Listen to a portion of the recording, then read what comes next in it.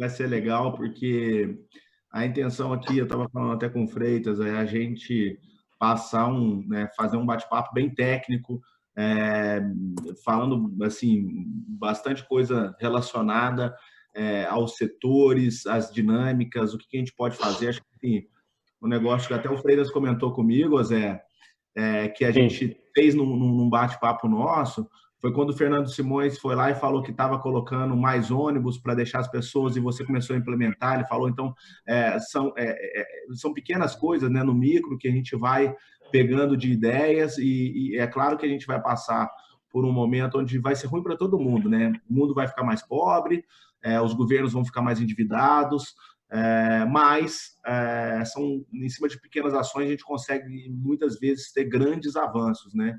Eu acho também que a população vai começar, ao final de toda essa pandemia, a gente vai usar mais tecnologia. Eu acho também que a gente vai ter melhores práticas, a gente vai pegar até menos gripe depois, né? Porque todo mundo vai aprender a lavar mais a mão, usar mais álcool gel. Então, assim, eu acho que, claro que a gente tem que tentar tirar um pouco do lado positivo de tudo aqui, né? Mas eu acho bem interessante se a gente conseguir nesse bate-papo, né, o Barral está ali, né, membro do conselho de diversas empresas, vendo as melhores práticas de um, de outro, que um está fazendo, pega a ideia daqui, volta para lá. Então, acho que é um pouco da nossa parte aqui da XP, poder unir tanta gente boa, com uma cabeça diferenciada, para a gente evoluir todo mundo junto, né? E aí tomara que daqui a uns 3, 4 meses a gente olhe para trás e veja o quanto que a gente passou, o quanto que a gente sofreu, mas que a gente continuou vivo, fazendo... o quanto que a gente... Pedro, o quanto que a gente aprendeu. Eu acho que é o grande significado disso aí, é o aprendizado que a gente pode ter, independente do qual seja o aprendizado, entendeu? Mas isso aí, a última pandemia que a gente teve, que a gente passou no mundo e a gente precisou usar a quarentena foi há 103 anos atrás. Imagina que ninguém não tinha nem na literatura isso, né? Como travar essa guerra contra uma pandemia, né? E a gente achou que a gente estava super evoluído em termos de medicina, viu que realmente um vírus, né, é difícil de combater, né? Então, muito bom também para a gente saber se precaver e saber que essas coisas acontecem, né? Então, com certeza. Mas vamos começar, Freitas? Acho que a gente já... Vamos. Se quiser fazer as apresentações, depois eu... Vou apresentar todo mundo e vou deixar aqui o nosso mestre de cerimônias, aqui, o Freitas, a ele tocar. Ele, junto com a Betina, que é nossa sócia na XP, responsável uma das responsáveis pela nossa área de análise, cobre todos esses setores, né? Tanto o próprio setor de alimentos e também o varejo. Acho que vai ser muito importante a presença dela. Ela tem falado com muitos empresários, ouvido muito o mercado aí. O Marco também, como nosso sócio do time de sales, responsável por todo esse setor de varejo, tem feito muitas lives, né, Marcão? Acho que assim, um aprendizado da crise é que a gente aprendeu que dá para fazer muito mais coisa utilizando o Zoom, né? Depois a gente vai ter... E a produtividade está altíssima, né? Isso que Então, só para apresentar todo mundo, o Zé Garrote, nosso amigo, um dos produtores aí do setor de alimentos que a gente mais admira lá na XP. Já tivemos a oportunidade de conhecer a operação dele, que é realmente muito diferenciada, né, Zé? Acho Obrigado. Que é muito importante aí a tua participação junto com o time aqui para poder falar das práticas de tudo que você está enxergando. O Barral, amigo nosso, aí há bastante tempo, está acostumado a fazer muita reunião conosco, membro aí do conselho de diversas empresas do setor de varejo, né? Frank, da Maratá, Bernardo, do Samarché, cada um passando um pouco das visões regionais e também... porque cada varejo é um varejo, né, Bernardo? Então, assim, a gente tem um varejo que... a gente é um Brasil muito grande, a gente também tem as classes sociais, então o impacto é diferente em cada uma das regiões, em cada uma das classes.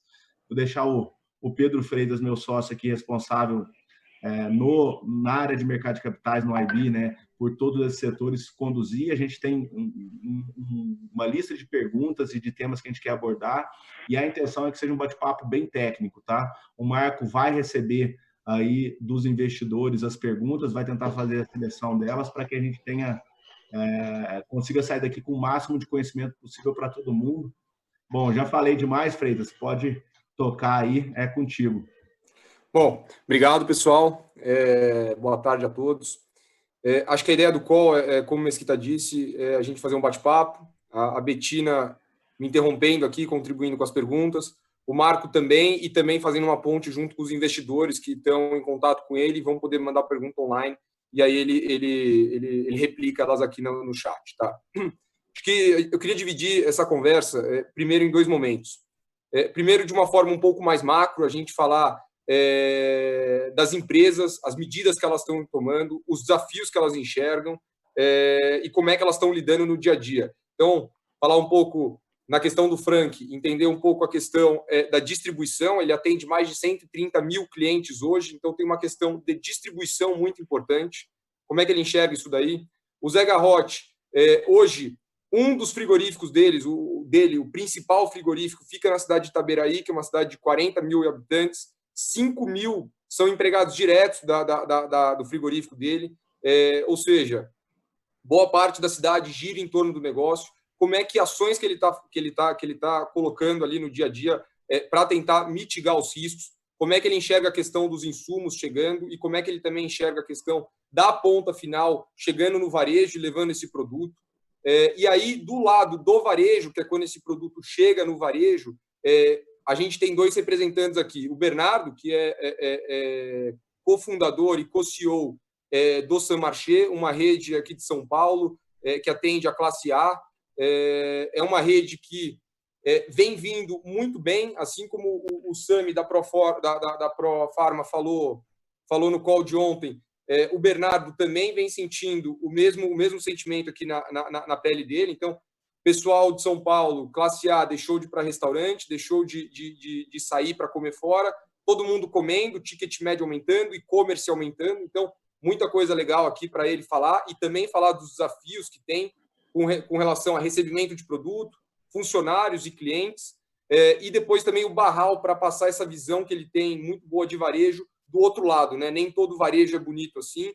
Tem o varejo que vai ser impactado pela questão da inadimplência, que pode ser muito forte, dado as questões econômicas, questão de abastecimento, enfim, o varejo que está fora aqui da Faria Lima, como a gente brinca, e o varejo do Brasil como um todo. Zé, se você puder começar dando esse overview e depois a gente vai para a parte mais micro, falar de mercado de exportação, preços e etc., a gente entra em mais detalhe. Mas se você puder dar essa visão primeiro, começar por você, dando essa visão de forma mais macro, eu agradeço. Tá, pois não. Primeiro eu quero agradecer a oportunidade que vocês nos deram de estar participando disso aqui, desse bate-papo. E, por outro lado, quero agradecer vocês e parabenizar por essa iniciativa. É uma iniciativa extremamente interessante, onde que a gente pode ajudar naquele pouco que a gente conhece e também dar a oportunidade às outras pessoas aprenderem um pouco do que a gente faz. Aqui na FSA, nós somos de Itaberaí, a cidade de 90 quilômetros próximo de 90 quilômetros de Goiânia.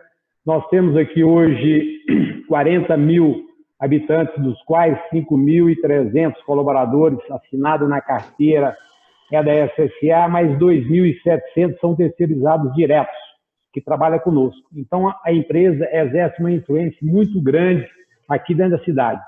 As ações que a FSA tomou, na verdade, ela tem um pouco dela, já faz parte do nosso dia a dia, porque a avicultura exige isso. Quando você fala de sanidade, que é um dos temas mais discutidos dentro da avicultura e da silvicultura, ou seja, no nosso setor, sanidade é um tema que a gente fala o tempo inteiro, em função da influenza aviária, em função de outras enfermidades, assim, de maneira geral. Então, os cuidados que nós temos são muito grandes. Exemplo, para você poder entrar numa granja de matriz hoje, você tem que tomar banho, você tem trocar roupas esterilizadas, você usa máscara, as pessoas têm que passar por todo um protocolo, ela tem quarentena para poder ajustar, acertar, ou seja, é um protocolo bastante rigoroso, de que maneira que para a pessoa estar ali, ela tem que passar por isso. Dessa forma, nós entendemos um pouco do que é sanidade, do que é você fazer sanidade, do que é você ter essas previsões. Se você for partir para o incubatório, também é da mesma forma. têm os seus banhos, roupas esterilizadas, as pessoas são monitoradas, a gente vai à casa das pessoas, entender que as pessoas, o que as pessoas estão fazendo, aonde que elas estão vivendo, se existe aves por ali perto, para a gente poder ter um controle sanitário do nosso plantel. Se você vai às fábricas de rações, também da mesma forma. Ou seja, cada movimento que os nossos caminhões fazem, seja ele na busca do frango vivo, seja ele na entrega do frango abatido, seja ele para o container que vai para a exportação, ou o movimento de um técnico que vai às suas granjas, consequentemente, ele tem que passar por essa profilaxia, por esse protocolo todo. Então, isso faz com que, na verdade, é um pouco da nossa vida. Porém, jamais nós imaginávamos que nós íamos ter um problema do tamanho que foi o coronavírus. Ou seja, isso também atingir todas as atividades, todas as camadas sociais, todos os países, de forma como foi atingido. Então, isso para nós foi uma surpresa muito grande. Porém, com o que nós já tínhamos visto no passado, através da greve dos caminhoneiros, que nós aprendemos bastante, nós tivemos uma condição de melhorar mais esse atendimento. Quais foram os exemplos que nós tivemos? Vamos exemplificar aqui para você. Primeiro, atendemos todas as normas do Ministério da Saúde, tudo que foi falado na OMS, mesmo na Secretaria de Governo do Estado, mesmo na Secretaria Municipal do nosso município, nós não deixamos de ouvir nenhuma da Secretaria, nenhum dos órgãos que estivesse nos orientando para que nós pudéssemos tomar as nossas medidas. Nós, cuidadosamente, observamos todos as medidas que eles foram recomendando, nós fizemos. Exemplo, as pessoas acima de 60 anos, as pessoas que tinham doença de risco, as pessoas, as grávidas, as que pudessem trabalhar em casa em home office, os menores aprendizes que nós tínhamos aqui. Isso nós fomos fazendo de uma forma, de maneira que nós pudéssemos melhorar o nosso trabalho aqui. Por outro lado, esse trabalho de profilaxia que a gente faz dentro dos protocolos que nós temos, nós intensificamos eles. Exemplo, maior desinfecções nos ônibus, transportes colaboradores, maior desinfecções nos caminhões que fazem as entregas, damos máscara e tal. Só um minutinho aqui, vou arrumar o fone aqui, por favor. Um minutinho aí.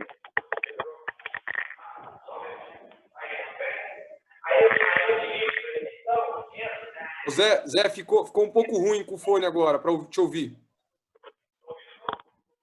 Ficou ruim com o fone. Deixa eu falar para você, espera só um minutinho. Vai lá. Eu acho que o fone não ligou, porque ele estava falando pelo microfone do computador. Eu estou ouvindo bem o Hugo. Melhorou bastante. A gente cortou. Pedro, o seu está desligado. Ouvindo? Alô? Alô, agora estamos. Não estava ouvindo. Não estava ouvindo. Estava muito ruim. Com o fone antigo estava melhor, Zé. Não estava perfeito, mas estava melhor.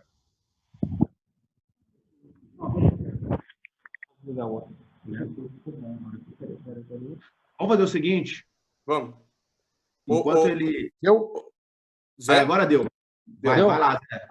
Desculpa aí, tem uma interrupção aqui. Agora ficou melhor, ficou bem bom. Na verdade, é o seguinte, nós flexibilizamos o horário de entrada dos nossos colaboradores para poder não ter tumulto. Uma coisa interessante que nós fizemos para a cidade, como a cidade é pequena e o impacto é grande, nós antecipamos a nossa folha de pagamento. Zé, só se você puder, desculpa te interromper, mas se você puder colocar o exemplo de como que você segregou a entrada para não ter multidão junto, legal. Tá ok. Na verdade, é o seguinte, nós trabalhamos em 2 turnos. E aí, o que aconteceu? Um turno entrava às 5 horas e assim sucessivamente. Nós pegamos esse turno, botou um turno às 4h30, outro turno às 5 horas, outro turno assim. Estendemos, fizemos um novo fluxo de horário, de que maneira que pudesse diminuir o tumulto das pessoas na hora de entrar na empresa. Por outro lado, também nós acertamos a questão dos refeitórios no freio. tiramos as cadeiras dentro do refeitório para poder ajustar, acertar. Botamos uma equipe para trabalhar na área de desinfecção de todos os ambientes onde as pessoas passavam. Botamos álcool gel em todos os locais. Intensificamos a nossa comunicação interna, ou seja, cada gerente ou cada supervisor ou cada encarregado, ele foi treinado, nós treinamos, capacitando para que ele pudesse levar aos seus colaboradores os melhores hábitos, apesar de que isso já são práticas naturais de quem tem frigorífico, mas nós intensificamos isso. A folha de pagamento, né, como eu estava lhe dizendo, não sei se vocês tinham ouvido que houve a interrupção, a folha de pagamento, nós também antecipamos a nossa folha de pagamento. 5.000 pessoas receber num dia só, ir ao banco, sempre havia um tumulto muito grande no banco. Então, nós diminuímos isso, de que maneira que a sociedade pudesse ter menos pessoas no banco naquela hora para poder receber. E assim foram feitas N ações. Ou seja, as pessoas de fora, nós prevemos algumas coisas interessantes. Exemplo, as viagens dos nossos colaboradores do mês de fevereiro internacional, de feiras, simpósios, workshops, foram todas suspensas. Lá em janeiro, nós já fizemos essa suspensão. Todas as nossas reuniões, nós já tínhamos suspendido antes, viagens externas, viagens dentro do país. Por que nós antecipamos isso? Foi de uma forma interessante, nós acompanhando o desenvolvimento disso, do fato que estava acontecendo o coronavírus na China, nós fomos antecipando os nossos fatos aqui. Isso foi muito importante para nós, fez com que a gente pudesse fazer, ganhar a confiança do nosso colaborador. Portanto, os nossos colaboradores ficaram muito felizes, ficaram muito satisfeitos com a nossa ação, ou seja, foi reconhecido. Nós tomamos aqui 61 ações. Não foram uma, estou citando alguma das ações. Nós fizemos 61. E dentro de uma das ações foi o que nós aprendemos junto com a JSL, foi diminuir as pessoas, um ônibus que trazia 40 pessoas, nós dividimos, colocamos 15 pessoas, outras 10 pessoas, fomos organizando de que maneira que pudesse ter o menor volume de pessoas seguindo. E assim fomos trabalhando. Outra coisa importante, 100% das pessoas que entram no abatedor ou que entram nas nossas indústrias são medidas a temperatura. Nosso médico de trabalho, associado junto com o CES, a gente pegaram todas as pessoas que estavam gripados ou resfriados, ou tivessem algum sintoma, também foram colocados para casa. Enfim, antecipamos as férias que pudéssemos antecipar. Entendeu? Então, dessa forma, ficou efetivo à vista de todos que o nosso trabalho em prol e o respeito dos nossos colaboradores era muito grande. E outra coisa, para até aproveitar o momento, como a nossa cadeia é uma cadeia de alimentos, e alimento é uma segurança nacional, precisa ser abastecido o país, e nós tínhamos essa obrigação, ou seja, a nossa meta era essa, os nossos colaboradores, ou seja, os colaboradores do Brasil inteiro que trabalharam para eles, foram verdadeiros guerreiros. Esses homens foram pessoas extraordinárias, que tiveram a coragem de continuar trabalhando, se predispondo para poder trabalhar. Então, essa comunicação e a presença da diretoria junto com os colaboradores, isso faz uma diferença muito grande. Eu acredito que, com essas ações, nós fizemos o máximo que nós poderíamos ter feito, mas não significa dizer que nós paramos. Nós não queremos parar, ou seja, cada dia, assistindo, ouvindo uma pessoa, nós estamos entendendo que, se pode dar mais um passo, nós estamos procurando mais um passo. Um fato aqui, Freitas, interessante. Existe um programa que chama Compartimento. É um programa da OIE, com o Ministério do MAPA, que esse programa ele é feito para que a gente possa ter uma segurança das nossos plantéis. É muito difícil de fazer esse programa, esse compartimento. Se caso Deus do livre guarde tiver uma gripe aviária, a sua empresa está segura. E nós estamos trabalhando nisso. Há 3 anos que eu venho investindo maciçamente nesse programa, que nós já temos implantado dele 70% do programa. Nós não estamos com 100%. E isso é muito importante. E isso, então, foi um passo grande para que nós pudéssemos ter a coragem de enfrentar o coronavírus da forma que foi enfrentado. E também a segurança para a empresa e segurança para os nossos colaboradores. Sabe? Eu acho que foi um fato muito bom para nós. Legal. Não sei se eu fui completo. para falar de questão de preço, de commodity e falar também um pouco de mercado externo, como é que você enxerga as exportações para a China e para a Europa, que são diferentes. Mas antes eu queria passar a palavra aqui para o Frank. Frank é grande empresário do Brasil, hoje muito focado no Norte e Nordeste, mas acaba vendendo seus produtos para o Brasil como um todo. É a quinta maior empresa de industrialização de café do Brasil. Além de ser produtor rural, também como você, viu, Zé? Também tem a sua operação ali na pessoa física. Frank, se você pudesse falar um pouco da sua visão do negócio, de como vocês estão enfrentando isso, e falando um pouco da questão de logística, tá? E aí, tentando mostrar na sua cabeça de empresário e de distribuidor para o Brasil todo de produtos, como é que você está enxergando essa diferença de cabeça entre a esfera federal, esfera estadual e esfera municipal. Cada um adotando uma medida e aí dificultando um pouco a vida do empresário e gerando muita insegurança na questão da distribuição e depois no varejo, que a gente vai chegar aqui no Barral e no Bernardo. Só para corrigir um pouco, a terceira maior empresa de café do Brasil. Não quero cair para o quinto lugar, não. Ô, Toledo me passou a informação errada aqui. Fatura quase 3 bilhões de reais, hein? Não, e é a maior com capital 100% nacional. Mas, bom, gente, as medidas, a gente tem tomado medidas aqui muito parecidas com a... Ficou mudo. Tirei do mudo. Então, as medidas que nós estamos tomando aqui é muito parecida com a do José Garrote, porque é empresa de alimentos, né? Não trabalha com produto perecível, com frangos, tal, mas a indústria de alimentos já tem um controle muito grande. Praticamente aí a maioria das coisas que ele tomou de medidas, a gente tomou aqui também internamente há 2 semanas atrás, praticamente depois do Carnaval, quando a gente começou a ver que a Itália estava se agravando a situação, a gente reforçou as medidas nas nossas unidades, são 9 unidades industriais. Então, a gente fez todo esse trabalho aí, basicamente, do que o José Garrote falou, não vou repetir, mas medir a temperatura dos funcionários na entrada do ônibus, porque a gente tem muito ônibus coletando os funcionários, porque tem fábricas que ficam distantes das cidades, e álcool, máscara, com muita dificuldade de encontrar, inclusive, no mercado, por conta do confisco que deu, mas a gente tinha um estoque, tem um plano no sistema que também mantém ali um estoque regulador de 45 a 60 dias e a gente conseguiu ainda não ter rupturas. Com relação à parte logística, é uma empresa de alimentos que trabalha com diversos commodities, né? Para você ter ideia, nós temos 780 fornecedores, né? Isso sem considerar os produtores rurais que entregam matérias-primas na indústria. Isso são 780 empresas que fornecem para a gente. O produtor rural, por exemplo, a gente tem uma empresa que processa laranja.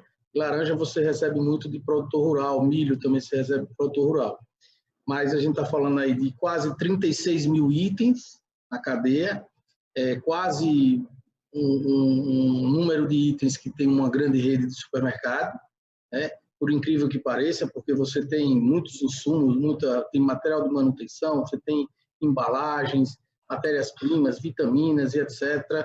E vende algumas dessas são de origem, são mercadorias importadas, né? Então você tem uma logística muito complexa, né? Além de ter uma gama de fornecedores, isso faz com que você fique um pouco mais apreensivo numa situação como essa, porque nós tivemos, por exemplo, em algumas regiões de que houve determinados decretos estaduais ou municipais que divergiam entre um e outro o fechamento ou não de suas unidades, né?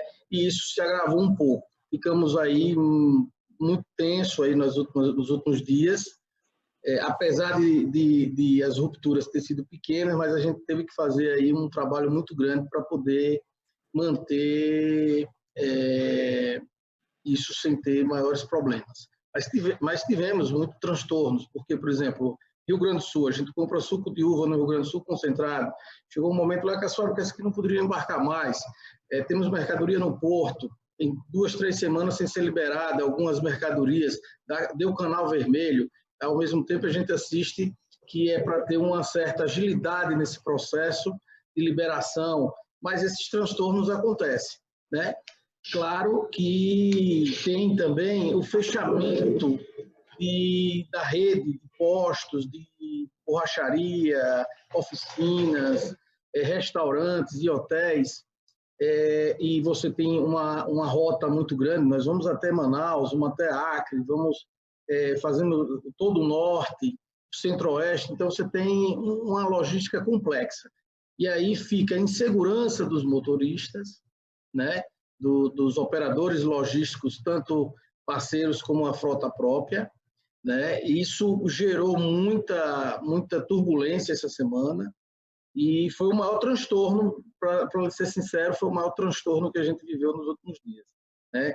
Que ficou muito apreensivo e tudo. Primeiro, teve um aumento grande na demanda por conta de abastecimento das redes de supermercados, porque houve uma correria grande para as famílias se abastecerem, então você teve que também aumentar aquela normalidade, né? Então você tá vivendo um momento que não é normal, você está passando por um momento que tem que suprir essa necessidade, né? Por outro lado, você também tem uma situação do aumento do dólar, que faz um impacto muito grande nas commodities, e não é momento de se passar aumento, né?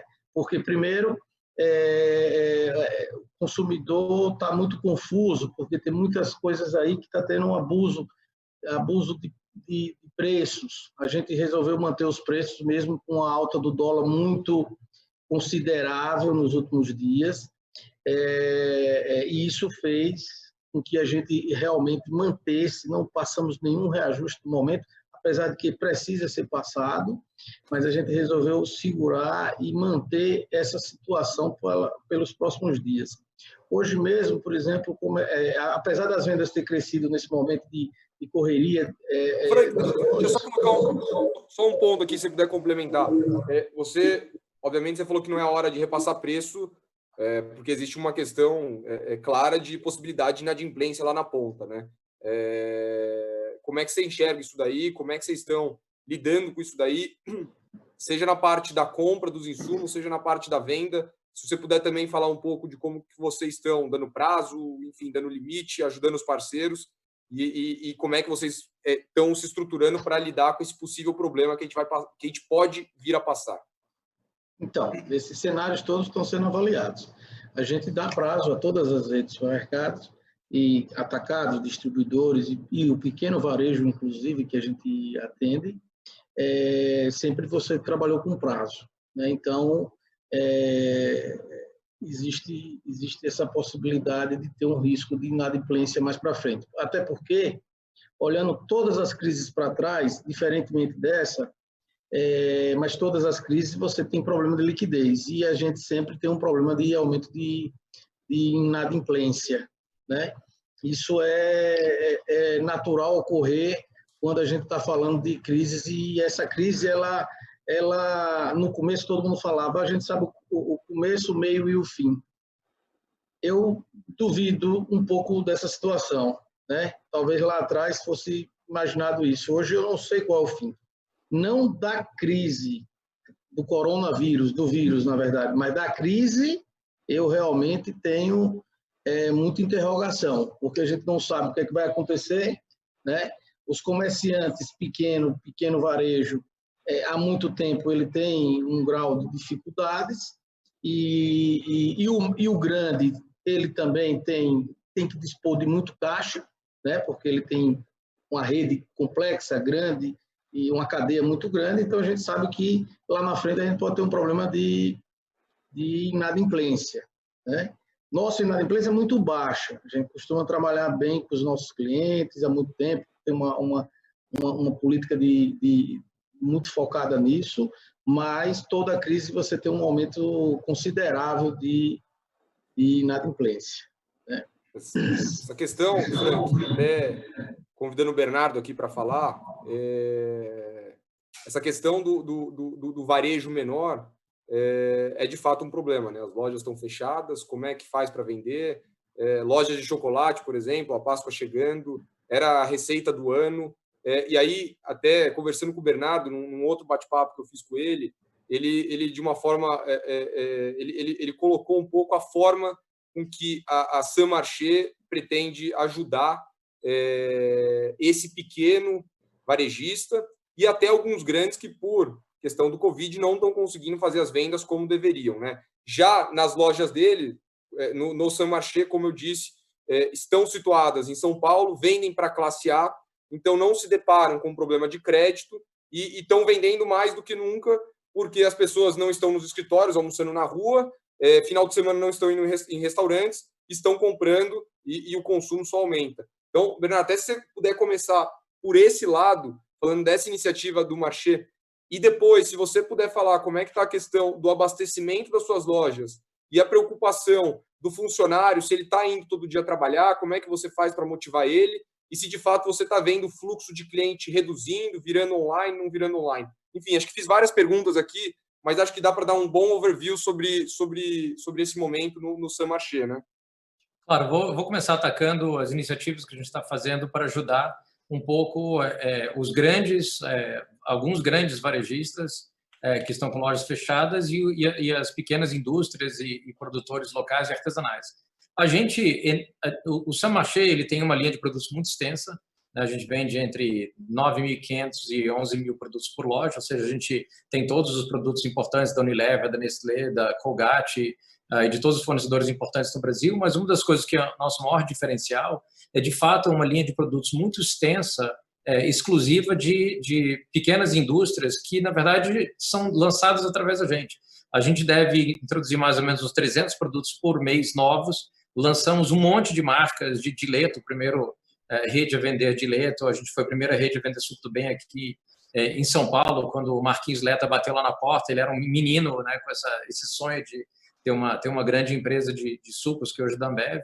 Então, a gente sempre foi muito lançador de produtos. E uma das coisas que nos preocupa muito neste momento são esses pequenos produtores artesanais que existem, que são muito importantes para a gente, e mesmo os que existem e que não são importantes para a gente, porque eles vêm através de outros canais.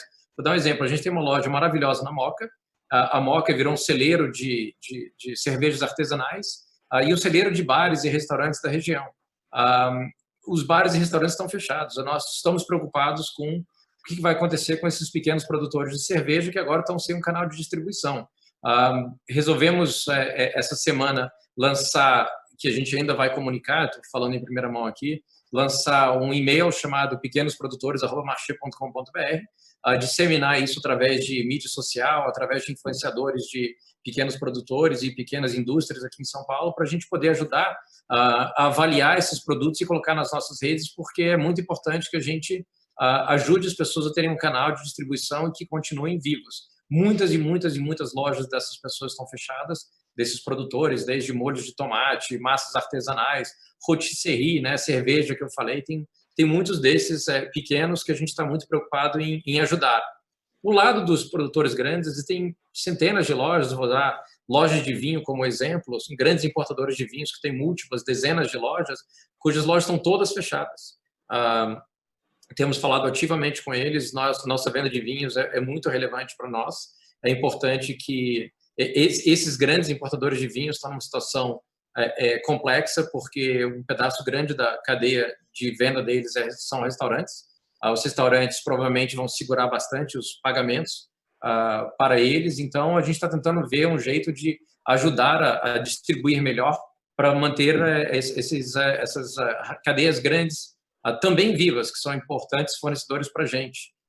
O Pedro aqui deu um exemplo da Cacau Show, Lindt, essas lojas de chocolate tem pelo Brasil inteiro, no caso a Cacau Show, mais de 4.000 lojas, e que estão praticamente todas fechadas. A gente nunca trabalhou com os produtos deles e estou conversando com o Alexandre Costa para a gente ver como a gente consegue ajudar e também ajudar esses pequenos comerciantes a tirar o estoque da mão deles para eles não ficarem com essa venda que é um pedaço gigante do ano e um pedaço ainda mais gigante do lucro anual deles. Então, estamos muito preocupados aí com ajudar não só as importadoras de vinhos, as lojas de chocolates, né, como também os pequenos produtores que a gente já trabalha.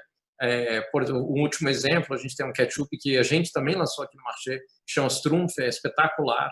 É uma família que começou fazendo em casa, e eles são hoje gigantes nas redes de lanchonetes aqui em São Paulo. A gente vende eles muito bem, todo mundo vende eles muito bem, mas eles têm muita distribuição nas redes aqui em São Paulo, e estamos ajudando eles a tentar fazer promoções para trazer esse estoque que vai expirar. Então, a gente está muito preocupado com ajudar nesse momento, da forma que a gente consegue os grandes, e especialmente os pequenos, que fazem parte da nossa cadeia de distribuição. Tem os pequenos que não fazem parte, mas que a gente é fã, acha que são espetaculares. Do lado do abastecimento, eu acho que não só o Saint-Marché, mas todos os supermercadistas, eu abri aqui um gráfico que a Cielo mandou ontem. O boom de vendas, na verdade, começou para o varejo de alimentos aqui em São Paulo no dia 12 de março. E aí eu tenho aqui, rapidamente interessante, um gráfico que a Cielo mandou. Não é o nosso está bem acima desse, mas eu vou usar dados de mercado, não nosso. No dia 13 de março, as vendas dos supermercados em São Paulo, no Rio de Janeiro, eram 19% maior do que um dia comum. Subiu de 19 para 26, para 33, para 44, 60, 78. Ou seja, picou lá para o dia 12, 13 de março, uma venda enorme, né, quase o dobro da venda diária normal. Então, realmente, isso teve um impacto gigante no nosso abastecimento, na nossa capacidade de manter produtos dentro da loja.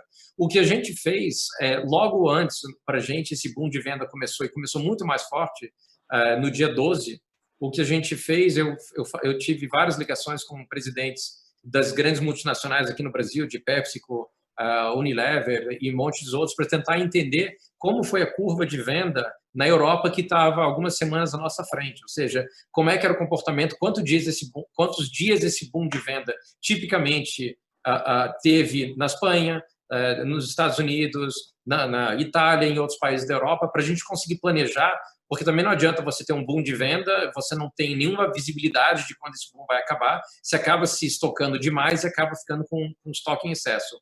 A resposta que nos veio é que, na maior parte dos países, foi entre 7 e 10 dias, ou seja, explodiu durante 7 e 10 dias, depois normalizou mais ou menos entre 10% e 15% acima de uma venda normal.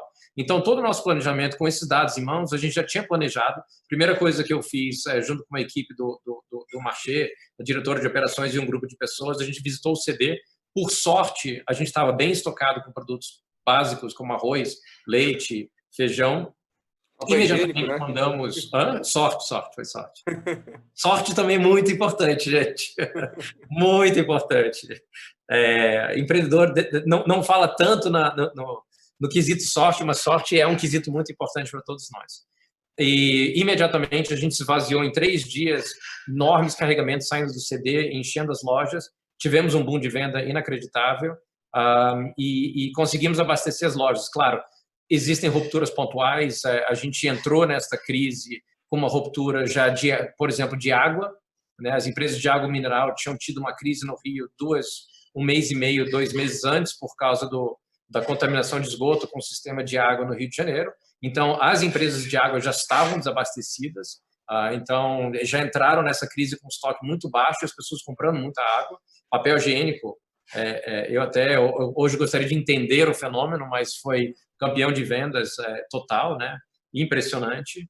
E então a gente conseguiu manter até agora os nossos estoques. Estamos lutando contra aumentos de preço. Na nossa avaliação, existem 2 aumentos. Parabéns, Frank, pela política aí de segurar. Na nossa avaliação, existem 2 tipos de aumento de preços. Aqueles que são absolutamente entendíveis, né, e compreensíveis e dá para encarar. Então, a gente está tentando antecipar e nos abastecer a mais com isso. Por exemplo, as massas italianas, né? Não só as que estão no mercado foram importadas com um preço muito abaixo, com euro muito abaixo do que tem hoje, mas como muitas das fábricas de massas na Itália estão fechadas. Então, é uma questão a oferta vai diminuir muito, a demanda explodiu, massa seca é um dos produtos que mais aumentou a demanda e o euro também aumentou. Então, este é um produto, né, essa categoria, massas secas, que certamente vai aumentar o preço, por enquanto não estamos segurando, e é compreensível. Existem várias outras categorias, que estão aumentando o preço injustificadamente, especialmente vários dos commodities, e que a gente está lutando contra isso ao máximo possível. E eu acho que um dos grandes trunfos aqui é a CNA de álcool, que tinha tudo para uma demanda gigantesca de álcool gel e álcool. Parabéns ao Márcio e à equipe de lá, que não aumentou o preço, está segurando, não só isso, como o nosso governador ditou um decreto que nenhum varejo poderia vender acima do custo. Então, realmente uma preocupação gigante. Queria só falar mais 3 coisas, Pedro. Pergunta rápida aqui, Bernardo, só para fechar. E-commerce, você sentiu um aumento disso? Quanto?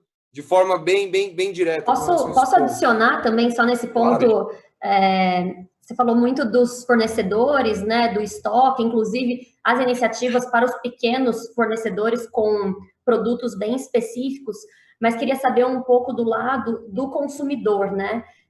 Claro que teve essa busca muito rápida por produtos básicos, mas como que funciona isso, né, para o seu nicho, né, do St. Marché, que eu imagino que seja um pouco mais parecido com os países desenvolvidos, que a gente vê, né, as pessoas fazendo muito estoque, mas ao mesmo tempo também acho que já até poderia passar o gancho para o Barral para falar dos supermercados de forma geral, porque no Brasil o que a gente tem escutado muito também é que com a própria dificuldade, né, da renda disponível das pessoas, acaba sendo mais difícil fazer esse estoque imediato, muito que a classe A, né, classe B faz, sendo que as outras classes acabam fazendo muito com mais espaços, né, porque pela própria dificuldade.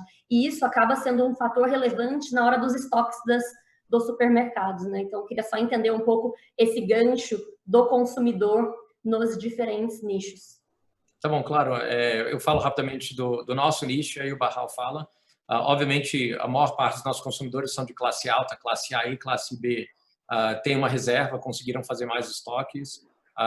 Impressionantemente, muito produto perecível, muita carne, muito frango, muito hortifruti, ou seja, fora o papel higiênico, as massas, o arroz e feijão, muitos perecíveis. O nosso consumidor não abandonou a loja, a gente teve uma queda de uns 20% de volume de clientes visitando a loja, mas um ticket médio quase que dobrado, então a venda não sofreu com isso. Eu queria só aproveitar para dizer, como os meus colegas falaram, do heroísmo que os nossos funcionários, né, estão demonstrando ao estar na loja, a entender a responsabilidade deles e a consciência deles do papel fundamental nesse momento que eles têm na sociedade.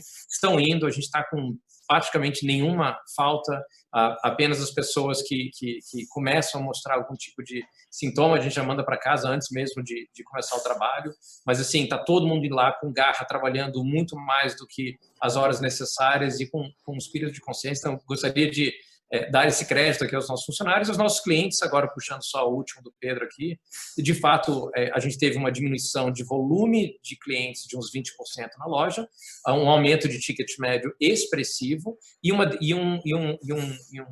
demanda gigantesca para o Rappi, né, entrega via Rappi, gigantesca. Nas lojas tem filas de pessoal do Rappi, inclusive a gente está tendo que administrar, né, o pessoal, que realmente é muita gente. O Rappi está fazendo um excelente, excepcional serviço de satisfazer essa demanda. O nosso e-commerce, que ainda era muito novo, teve um aumento explosivo de demanda. Estamos aumentando o número de slots todos os dias para conseguir. Então, praticamente todo dia a gente vai abrindo mais slots. Se a gente não abrisse mais slots, a gente estaria a próxima entrega mais de 2 semanas aqui. Mas quase todos os dias a gente vai abrindo slots adicionais para as pessoas poderem fazer compras. E, por último, estamos sendo criativos com o serviço de delivery, de que o cliente liga, manda WhatsApp. A gente, em algumas lojas, a gente está levando as compras do lado de fora. Por exemplo, no shopping em Higienópolis, que o shopping está fechado, a nossa loja está funcionando. Os clientes mandam WhatsApp para o gerente, a gente leva as compras do lado de fora, bota no banco de trás do cliente, o cliente passa a máquina de cartão de crédito e leva embora. Então, drive-thru de supermercado, delivery, muita demanda de e-commerce, muita demanda de e-commerce, a gente tentando quadriplicar a nossa capacidade de slots instalada nas próximas 2 semanas, correndo freneticamente atrás disso, e também o Rappi fazendo um serviço incrível. Então, todos esses, né, funcionários corajosos do Rappi, do e-commerce, os nossos, super legal, e os clientes continuam comprando. Muito legal. Barral, a visão do varejo fora do condado da Faria Lima. Eu estou na Moca também, tá? Não é só Faria Lima, não. Bom, eu tenho a sorte de estar envolvido em conselhos de diversas empresas. Então, eu tenho a visão tanto da indústria, eu sou conselheiro da PIF-PAF, concorrente do Zé Garrote, sou conselheiro da Diadema, sou conselheiro de embalagem, Carta Fabril, e aí vou explicar o papel higiênico. Né? Realmente, a Carta Fabril nunca vendeu tanto papel higiênico como está vendendo, é impressionante. E Demicard, que é cartão private, Poti, que é bebida. Então, eu tenho uma visão legal. E varejo, eu sou presidente do Conselho do Lopes, que é uma empresa uma rede aqui de São Paulo, atuando mais na grande São Paulo, periferia e municípios ao redor de São Paulo. E lá em Campos Goytacazes, uma rede, o Grupo Barcelos, que é o supermercado Super Bom. O que acontece é o seguinte, diferentemente do que o Bernardo disse, a minha loucura começou não no dia 12, começou depois, dia 16. Na realidade, o efeito na periferia foi depois. O que aconteceu em primeiro, e aí está claro, é que essa doença atacou primeiro, e aí alguns sabem que eu sou casado com a pneumologista, então tem um pouco dessa Você vai trazer informação sobre tudo aqui, inclusive. Não, eu não. Eu apenas... E aí, esse sentimento da classe veio muito na classe mais alta, quer dizer, ele atingiu primeiro a classe mais alta. Então, é uma doença que veio primeiro no nível mais alto e realmente impactou muito nesse sentido. Na periferia, ela chegou depois, e chegou muito depois do comunicado do Dória, do Bruno, veio depois, então a consequência foi depois. Então, aí o que aconteceu na semana passada foi um pouco da loucura que o Bernardo falou, 68% acima, 70%, essa loucura toda. Mas o mais interessante é o seguinte, mesmo com toda essa loucura, o que a gente viu foi o seguinte, quando você pega o ticket e vai olhar a quantidade de itens, olhando a classe minha, que eu atendo, isso lá em Campos é a mesma coisa. Não ultrapassou, o máximo que deu foi 20 itens no ticket. Quer dizer o seguinte, o cara comprou o que o dinheiro tinha, sendo que 80% é até 10 itens. Então, não houve, inversamente, um volume... As pessoas iam em volume de pessoas, mas comprando aquilo que ela tinha poder. Até porque essas pessoas não tinham recebido salário, gente, vamos entender. Eles estavam num período de mês que não tinha salário. E, consequentemente, eles foram comprar daquilo que eles precisavam. Então, a visão é um pouco diferente. Tá? E aí, o que acontece? Deve acontecer esse final de semana, eu estou acompanhando aqui a venda hoje, inclusive agora, a gente, apesar de ter reduzido o horário de funcionamento, porque foi uma das coisas que a gente tomou, até pensando nos funcionários, nós estamos trabalhando das 8 às 20 horas, de segunda a sábado, e das 8 às 16 domingo. Por quê? Porque a gente se preocupou exatamente com isso. Na periferia, diferente um pouco do que o Bernardo falou, nós começamos a ter problema hoje de atestado médico.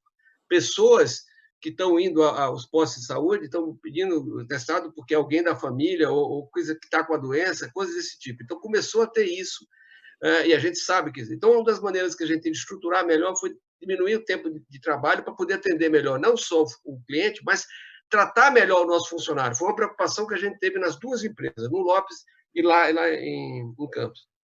Em Campos, na realidade, até o prefeito decretou o horário de funcionamento para o varejo, para você ter ideia. Aqui em São Paulo, não. Aqui ficou a critério de cada empresa. Mas a gente adotou por causa disso. Aí colocamos as barreiras, aquelas barreiras na frente do check-out, tudo isso para atender o funcionário. Mas você vê que vai acontecer o seguinte, se parar para pensar, o que vai acontecer essa semana, esse mês? Nós temos um fluxo de salários que são pagos entre o dia 30, 31, depende da empresa, até o dia 5, certo? Depende de cada negócio, cada atividade. Então, a gente imagina que, não que vai ter um pico, mas que vai ter ainda um fluxo, principalmente na periferia, de pessoas indo para a loja comprar porque receberam o salário, aí sim, e se abastecer realmente, essa é a realidade, se abastecer. Então, assim, é claro que a gente já vai saber isso depois do acontecido, mas é a visão que eu tenho que quando você pega exatamente os tickets, a quantidade de itens de produto, você imagina que teve dia que 90% dos itens foi até 20 itens. Então, você imagina que não é nenhuma compra abastecedora, volumétrica, porque não tem dinheiro para isso. As pessoas não têm dinheiro. A gente tem que entender um pouco isso, olhando a razão. E quando você vai para o varejo como um todo, na sua maioria, nas classes outras que eu estou falando, aconteceu mais ou menos a mesma coisa, tá? Então, acho que a visão é um pouco diferente disso. As ações que nós tomamos com os funcionários, a preocupação nossa foi exatamente tentar se preocupar com o atendimento, porque é interessante, apesar de notícia para eles chegarem depois, eles se apavoraram mais em alguns aspectos, tá? Talvez pelo nível de informação menor, começou a falar, gente, não, essa doença mata, essa doença mata. Então, os efeitos nas pessoas mais humildes é de dúvida, elas têm medo, não tem informação nenhuma. E aí começa, desculpa usar esse termo, essa briga política, né? Bolsonaro com Dória, com não sei o quê, e o povão escuta quem? Quem que ele escuta? De que maneira ele vai? Um diz que tem que ir para a rua trabalhar, senão vocês vão perder emprego. Aí o outro diz, não, tem que ficar em casa, senão fica doente. Aí a pessoa mais humilde, ela fica numa situação de barreira. Quem tem mais esclarecimento, gente, pode discernir o que é mais importante, mas quem não tem, é difícil. Então, o que está acontecendo é isso. A venda está boa. Quanto ao abastecimento, eu estou aqui recebendo um monte de mensagens de um grupo que a gente tem de varejo, acho que o Bernardo participa também, sobre a questão do aumento de arroz, né? Acabou de entrar aqui agora, aumento de arroz de novo. Os caras estão querendo aumentar, estão no meio da safra, não tem sentido, e os caras estão querendo aumentar. Feijão está incrível. Feijão tá não, incrível. É um absurdo. Leite é a mesma coisa. Diferentemente do que o Zé Garrote colocou e do que, por exemplo, o APIFAP está fazendo, e ele conhece o Luiz Carlos, está fazendo lá na empresa. O Rodrigo, que é o CEO, então eles estão procurando manter a empresa tocando e tal, atendendo os consumidores. Então, assim, acho que o maior problema que nós temos, hoje me procuraram sobre se a gente estava com problema na parte de mercearia seca, como um todo. Já começa a ter gente querendo ter aumento também nessa área. Não sei se o Bernardo concorda, mas... Então, assim, o caso do álcool, só esclarecendo o que o Bernardo falou, não foi decreto do Dória, foi um acordo entre a APAS e o Dória. E aí, infelizmente, Bernardo, tem supermercadistas que acham que então vou vender mais baixo, a preço abaixo do custo. Eu digo, não é assim, gente. Você não tem que perder dinheiro, você tem que vender pelo preço, vamos dizer, sua margem é sua margem zero, só isso, tirando os impostos. Então, assim, há toda essa confusão.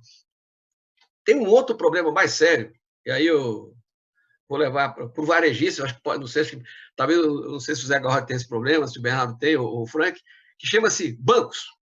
Eles tiraram o dinheiro dos médios varejos. Desculpa, gente, a verdade é essa.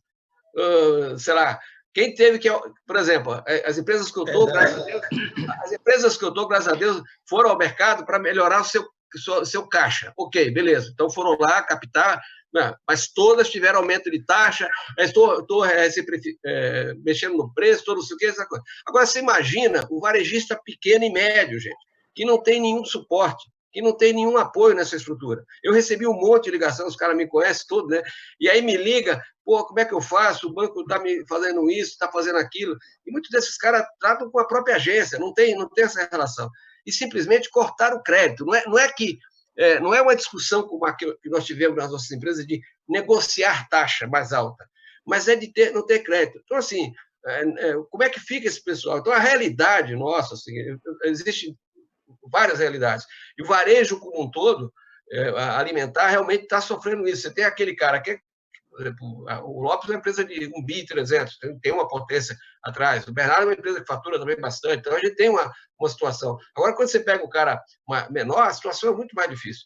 E o abastecimento, de forma geral, está normal até agora. Tirando os problemas que nós temos de alguns segmentos que a gente já falou aqui, que é mais a parte de preço, e a questão do álcool, que todo mundo sabe que deu esse problema, e está claro que ia dar problema, porque você tinha uma venda de álcool gel muito pequena, a produção era muito pequena, aí se aumenta o consumo, ela vai ter, a necessidade dela não dá. Aconteceu, todo mundo está acompanhando, com gás de cozinha. O que está acontecendo com gás de cozinha? As pessoas estão em casa, estão cozinhando, o que está acontecendo com o gás de cozinha? Consomem mais gás.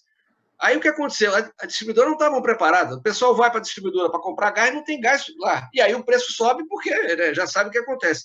Então, a mudança porque as pessoas estão em casa, gente. A outra coisa é o seguinte, se eu pegar esse meu pessoal, esse meu consumidor da periferia, ele comprou um pouquinho, vai comprar um pouco mais agora com dinheiro e tal, mas é o seguinte, ele está em casa, tá? Vai continuar comendo, ele vai precisar comprar. Onde é que nós estamos lá na frente? Essa é a minha preocupação. se a situação de desemprego vier, ou coisa desse tipo que possa acontecer, dependendo daquilo que vai, o tempo que isso durar, ou suspensão de salários, coisas que podem estar acontecendo. As empresas que eu estou, graças a Deus, nenhum está fazendo, mas assim, coisas que sinalizam por aí, o que vai acontecer? Essa pessoa não vai ter dinheiro para comprar. Nós vamos ter outro problema, tá? Porque quem tem a condição vai comprar, vai pedir o delivery, vai fazer isso, vai fazer aquilo, mas quem não tem? Então, nós já tivemos algumas sinalizações, ainda, desculpa o termo, por vagabundinhos, quer dizer, quadrilhinhas pequenas já fazendo tentativa de arrastão em loja. Já teve um caso na Zona Leste, tentaram em 2 lojas, tem uma loja do Lopes que tentaram, mas não foram, mas tem uma loja do Davó que houve uma tentativa, a polícia entrou na história. Então, é claro que isso agora ainda é uma turma de bagunça, mas se você olhar para frente, nós podemos, tomara que isso não demore, mas começa esse discurso, não abre, fecha, deixa a loja fechada, deixa aberta, você vai ter um problema sério. E eu não vou nem falar de segmentos, porque quando eu olho meus 8 aqui, todos estão razoavelmente dentro da linha. Tem um segmento, se eu falar que é a roupa e lingerie, que eu sou coordenador do conselho, você imagina que ela tem 200 lojas de franquia e os shoppings estão fechados. E 90% das lojas dela estão aonde? Em shopping. Então, eu ontem tive uma discussão com o dono de uma empresa de varejo lá de Campos, que foi assim, ele começou não, a situação está difícil. Eu disse, cara, não reclama. Nós, do varejo, ainda temos condições de operar, comprar e vender mercadoria e estar trabalhando. Vamos ter queda de venda, talvez lá na frente, vamos, mas estamos trabalhando. E realmente nós do varejo, desculpe aí os outros, mas o Zé Garrote também, mas o Frank, mas vocês todos estão envolvidos, nós temos uma obrigação social, quer dizer, seja o varejista, seja a indústria, de atender esse consumidor. Nós não temos jeito, nós temos que fazer isso acontecer. Temos que nos preocupar com nossos funcionários, não tenha dúvida, mas nós temos que atender, porque é bem essencial, é comida, é algo importante, não é supérfluo. Não estamos vendendo, nós estamos vendendo. Você pega a nossa cesta, quando você olha mais no detalhe, é simplesmente comida, gente. Não tem nenhuma coisa que diga assim, não, o cara pegou uma garrafa de pinga. Não tem, é comida. As pessoas estão se arrumando. Então, essa é a visão que a gente tem que ter.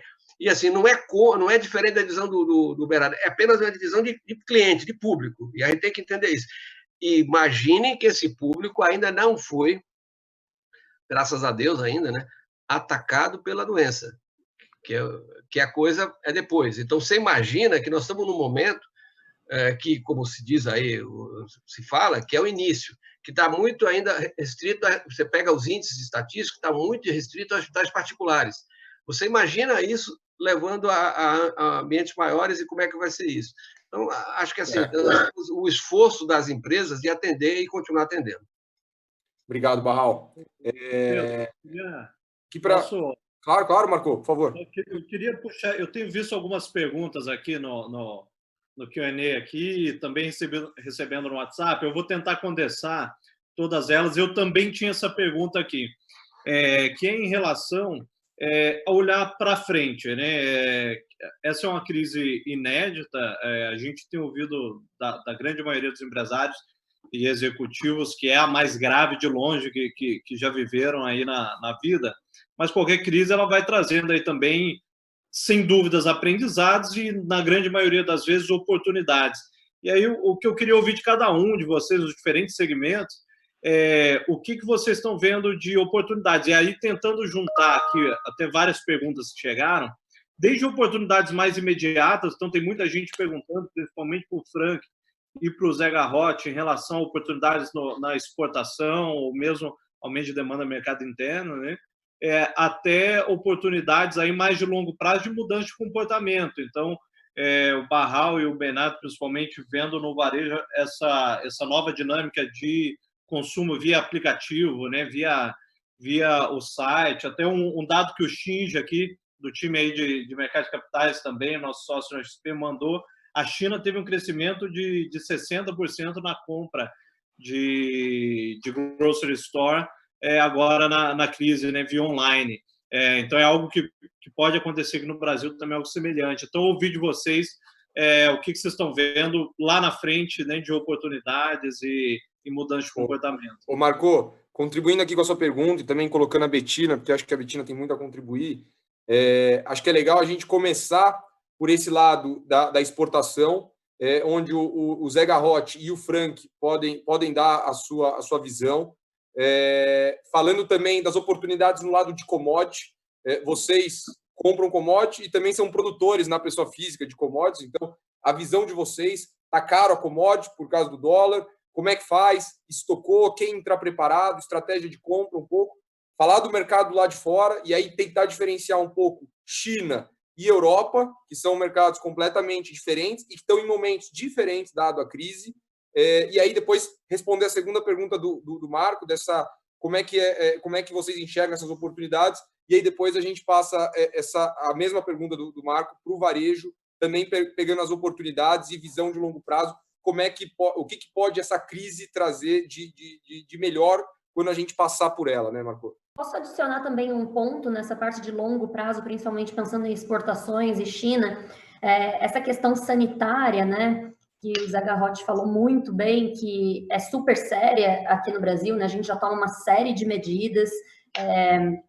somos referência muito em vários pontos, mas ao mesmo tempo também quando a gente pensa em China e longo prazo, a gente está vendo, né, a peste suína africana acontecendo lá, impactando muito o mercado, estamos vendo alguns focos de gripe aviária, inclusive, e agora toda essa questão do coronavírus corroborando toda essa dificuldade que a gente vê nessa questão sanitária, né? Então, vocês enxergam...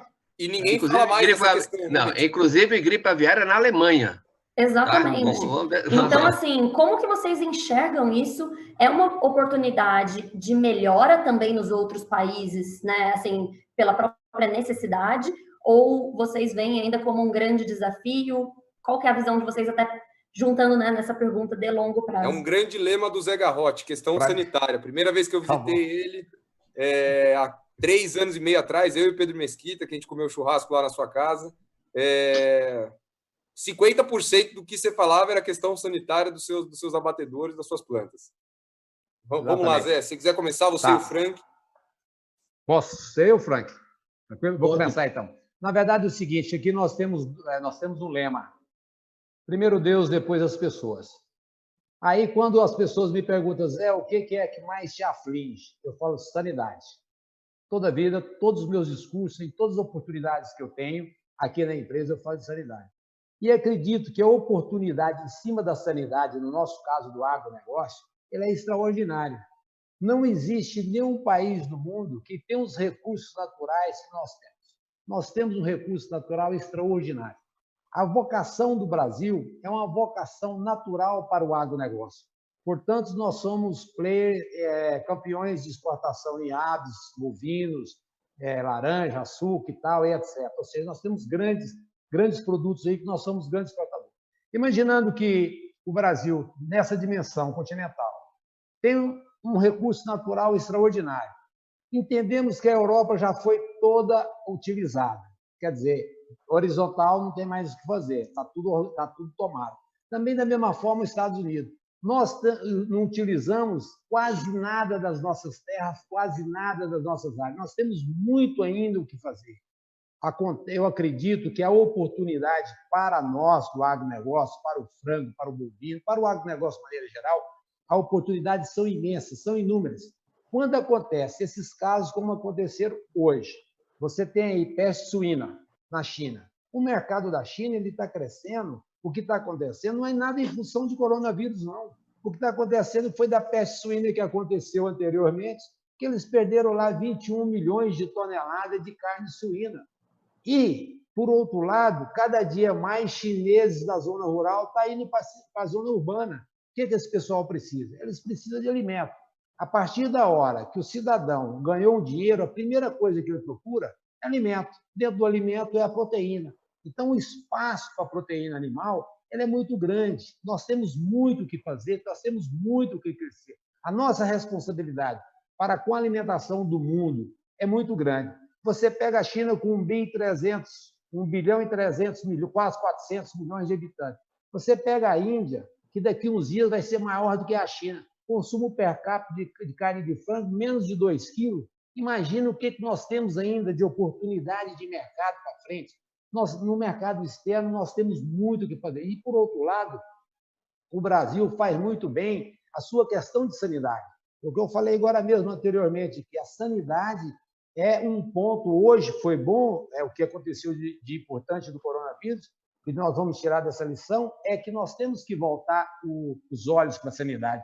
Foi bem dito aí pelo Bernardo, pelo Franco, por todos aí, as vendas que aconteceram agora. Essas vendas que aconteceu conosco também da mesma forma. Os termos percentuais de vendas das semanas anteriores foram da mesma forma. Essa semana está acontecendo. Acredito que as próximas semanas pode estabilizar e, consequentemente, ela vai diminuir. Por que ela vai diminuir? Ela vai diminuir porque existem os trabalhadores informais. Existem aqueles trabalhadores que têm aí, na minha visão, né? Eles têm aí 7 dias de recurso e a sua geladeira. Vamos dizer, o trabalhador informal, o diarista, vamos dizer assim, o diarista. Como esse pessoal vai fazer para poder trabalhar, para poder pegar a sua renda e ir lá? Quem vai sentir mais aí? O frango, que é a classe, o frango, na verdade, o frango também é uma proteína que a pessoa de baixa renda, ou que seja, ela procura mais o frango em detrimento da bovina, em detrimento dos outros. Então, o pessoal de baixa renda, nós vamos sofrer agora nesse momento, que é diferente do Bernardo. O Bernardo tem outro tipo de cliente, que o cliente dele é um cliente de alta renda, não tem uma preocupação com o dinheiro para poder fazer sua estocagem, com o seu tempo e etc. Agora, no nosso caso, vamos supor que nós somos, no caso da avicultura, que ela atende todas as categorias, aí sim, esse cliente de baixa renda, consequentemente, ele pode ter uma diminuição de consumo por esses dias que vai vir. Mas, em contrapartida, nós temos as exportações tão bem, como nós estávamos falando agora da China. Por quê? Primeiro, se nós tínhamos um preço extraordinário no ano passado, é porque, na verdade, os preços do ano passado eles estavam surreal, estava fora da curva, ou seja, era um preço que não existia em detrimento de quê? De uma condição sanitária, que era da peste suína vinda da China. Depois, o que acontece? Com isso, os preços foram estratosféricos, ficaram muito altos os preços da China o ano passado. O que aconteceu agora? Voltou à normalidade. Porém, mesmo assim, voltando à normalidade, os preços estão melhorando. Europa, quando Freitas, você fala de Europa. O dólar, Europa, né? O dólar, né, Zé? Desculpa te interromper, exato, mas... o dólar. O dólar o preço em dólar voltou à normalidade, mas o preço em reais ainda continua positivo, né?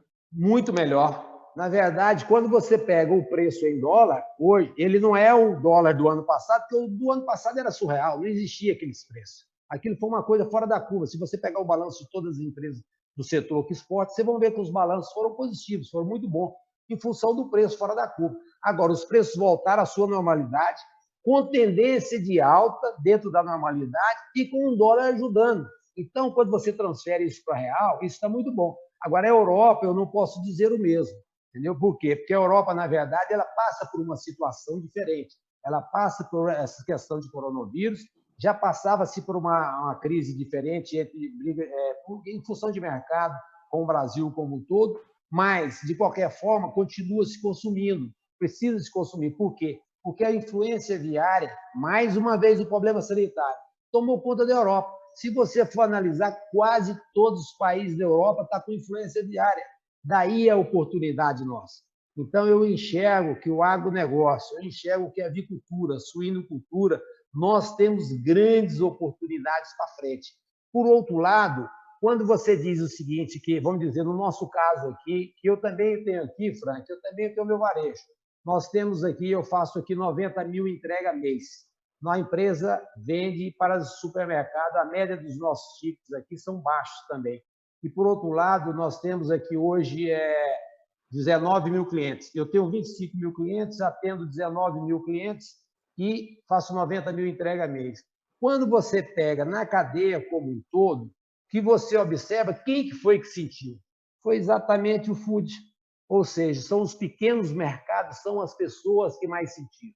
Mas o que é o diferencial da nossa empresa em relação aos outros? Que eu vou no local que outros não entregam.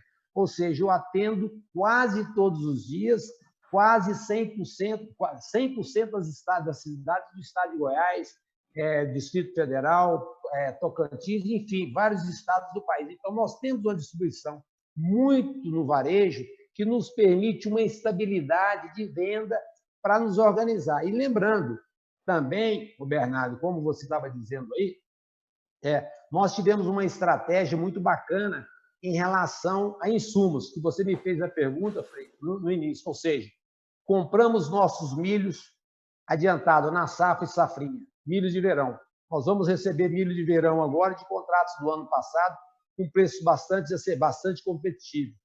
Sabendo da questão do coronavírus, antecipamos as nossas compras, estocamos o máximo possível de insumos que nós poderíamos ter para a gente poder estocar os nossos produtos. Por quê? Porque eu já tinha, minha exportação está travada até junho, julho, parte de julho, nós já estamos com as nossas exportações vendidas, garantidas. Por outro lado, o que aconteceu? Nós controlamos os nossos abates. Como é que nós ficamos, o Barral, com o nosso abate? Você que é lá da PIFPAF, sabe? Nós antecipamos os nossos abates, entendeu? Diminuímos um dia de vida para que nós pudéssemos ter uma reserva no campo. Se caso atrasar o campo ou se tiver um creche no mercado, eu tenho como segurar mais aves no campo. Por outro lado, eu também mantive uma política de venda diferente de algumas outras empresas. O que nós fizemos? Nós fomos mais agressivos no mercado. Vendemos tudo o que tinha pelo preço do mercado no dia, sem nem colocar um plus a mais, zerando as nossas câmaras, deixando as câmaras vazias, ou seja, com capacidade de estoque, se caso tiver que uma trava, deixamos o campo confortável, com seus vazios sanitários e também com um dia para poder ajustar acertado, deixando as nossas vendas de exportação garantidas para que tudo pudesse correr da melhor forma possível. Agora, eu entendo que a oportunidade do país e a oportunidade do agronegócio para o futuro diante dessa crise, ela é extraordinária. Uma crise como essa é uma grande oportunidade de aprendizado. Nós tivemos muito aprendizado com a greve dos caminhoneiros. A greve dos caminhoneiros nos levou a um estresse que eu nunca vi daquela forma. Foi uma coisa doida. É claro que agora está bem do mesmo jeito, mas a crise também é de uma dimensão muito diferente. Mas é isso aí, Zé. Exatamente. Temos que sair mais forte dessa crise. Exato, nós vamos sair mais forte. Outra coisa, viu, Frei? Os que nós adotamos dentro dessa política da aprendizado, que eu acho que é um ponto que coloca aí, é o seguinte, é a política de caixa. Então, nós fizemos uma política financeira extremamente bem feita após a greve dos caminhoneiros.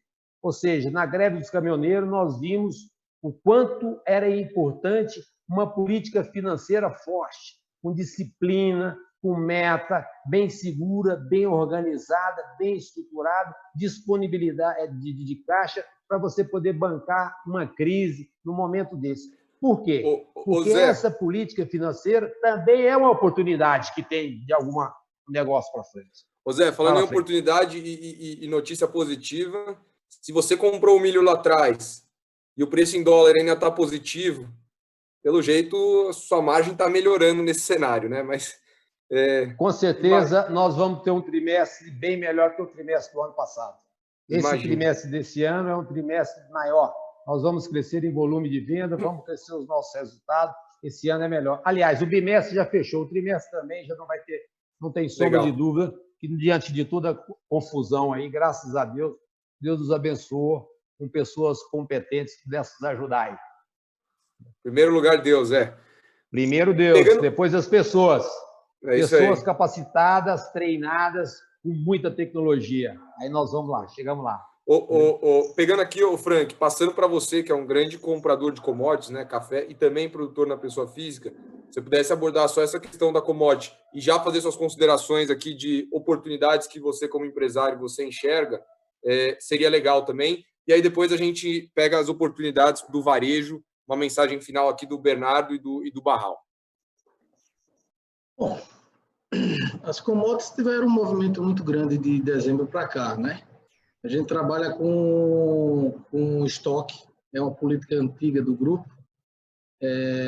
Meu pai sempre gostou de trabalhar com os estoques elevados, então a gente tem um estoque considerável nas nossas operações.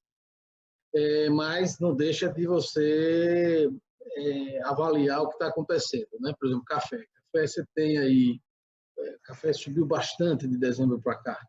E o cenário para frente é de subir mais em dólar. Então, não está subindo só em real, está subindo em dólar.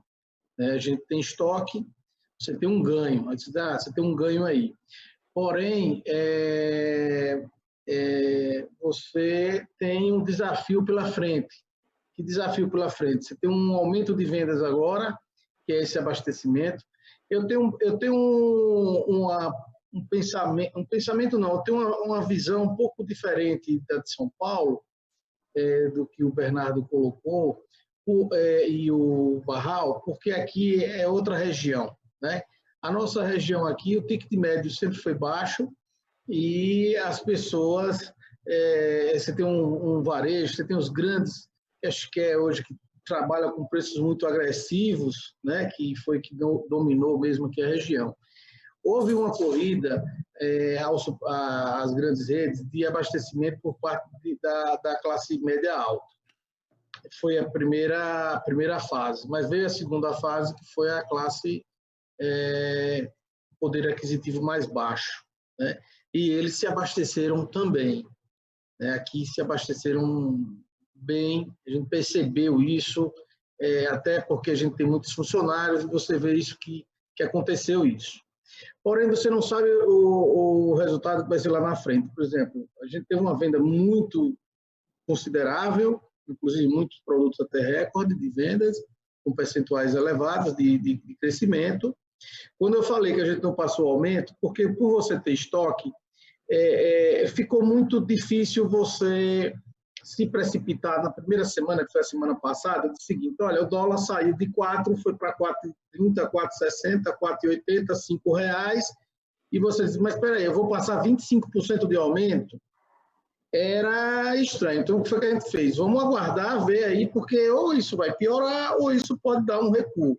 Como tem um estoque, então a gente resolveu fazer isso, até para não criar um clima pior naquele momento. É claro que você vai ter, em algum momento, você vai ter que repassar, na verdade, esse aumento de custo, né? Então, o que é que a gente enxerga hoje? A gente enxerga que teve um abastecimento, tem um reabastecimento sendo feito nesse momento, que a gente está reabastecendo os grandes varejistas, os pequenos varejistas, distribuidores, eles estão sendo reabastecidos, mas eles já sinalizaram para a gente que programações que eles tinham feito extra para abril, eles dizem que estão falando que vão rever, né? Por quê? Porque eles vão sentir agora, com esse reabastecimento, o que realmente vai sair, e eles saber como é que vai se comportar o próximo reabastecimento lá para abril, né? Então, isso ainda é uma interrogação aí pela frente, né? Por outro lado, não há espaço para quedas consideráveis de venda, porque mesmo as pessoas, sendo alguns comércios parando e tudo, existe sim uma queda de consumo, mas ao mesmo tempo as pessoas que estão em casa só fazem comer, né? Só fazem comer porque não tem outra e ver notícia, né? Então é isso que você está vendo aqui na prática, o que está acontecendo, né? O maior gargalo, como eu falei, foi aquela turbulência que a gente passou, um governo tem um decreto, o prefeito tem outro decreto, aí um caminhão não tem onde reabastecer na estrada e tal. Isso aí também está sendo equalizado. De ontem para cá houve uma mudança radical por conta de recuos de alguns governos e alguns prefeitos com relação a isso, né? Agora, voltando um pouco ao assunto das commodities. As commodities, o Zé Garrote sabe que o milho subiu muito, né? A gente teve uma alta no preço do milho bastante considerável do final do ano passado para cá, pode-se dizer mais aí de novembro para cá, o milho teve um aumento muito puxado por conta dos Estados Unidos, né? Que puxou muito milho. A gente, inclusive, produz milho, a gente vendeu para os Estados Unidos, o grão que a gente produz, porque a gente consome bastante milho em operação, porém, como você está a 1.500 quilômetros, a gente faz o quê? Compra o milho na região onde a gente precisa e o que a gente planta vende lá na mesma região, então você faz um hedge aí de grãos, entre o que você produz com o que você consome, né? Apesar de que a gente consome muito mais do que o que produz. Agora, a preocupação nossa é se o câmbio continuar muito firme para frente, para cima, e isso vai ter um impacto de preços considerável nos custos de muitos produtos, né? O Zé Garrote mesmo aí vai ter um impacto grande, por mais que ele tenha estoque, mas ele vai ter que repor esse estoque, então ele vai ter que pensar lá na frente. É o nosso mesmo caso, a gente está estocado, mas hoje para você comprar, você tem um grau de dificuldade maior, inclusive até de disponibilidade de grãos para suprir. Você já até, tem... porque a China está raspando tudo, né, Frank? Pelo que eu venho conversando, o pessoal está comprando bastante, bem forte a demanda ali de exportação. Tem comprado. E as empresas brasileiras não caiu o consumo, pelo contrário, ela vinha firme aí nas compras, o mercado interno, né? Você não tá... Recessão ela pode vir agora, mas até mês passado a gente estava tendo um consumo muito... Ele estava gradativamente crescendo, né? Não sei se é a mesma situação de José Garrote aí com relação à operação dele, mas o sentimento como um todo é que estava crescendo. A gente não sabe agora o que vai acontecer nos plenamente, Frank. Os custos realmente vão ser pressionados. Os custos vão ser pressionados. O grande problema nosso hoje, no momento, para o futuro, aliás, não é o caso nosso, mas da agricultura de maneira geral, vai ser a pressão dos custos, principalmente milho e soja, porque a soja também tem a questão do câmbio, que é direto de Chicago, então soja e milho vai ficar caro.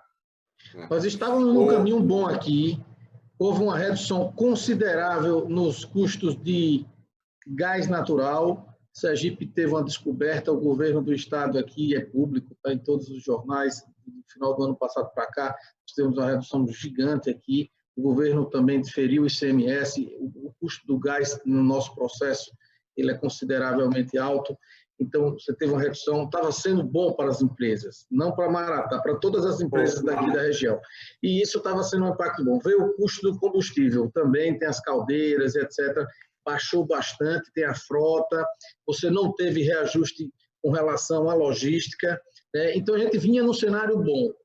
Um cenário bom.